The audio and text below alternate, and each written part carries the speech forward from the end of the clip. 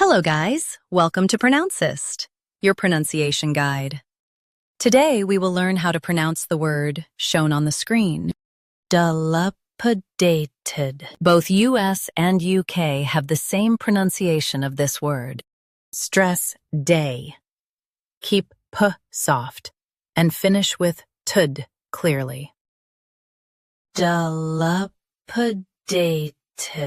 Dilapidated. Stress day. Keep p soft and finish with tud clearly. Dilapidated. Now read the syllables shown on the screen naturally. Dilapidated. Stress day. Keep p soft and finish with tud clearly. Dilapidated.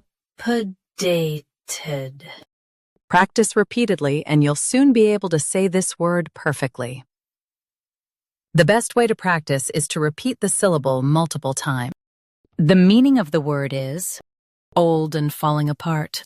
Try repeating this word several times to improve your pronunciation. We post daily videos on useful and commonly mispronounced words to help you speak clearly and confidently. Like this video and subscribe to Pronouncist for more pronunciation guides. Thanks for watching us.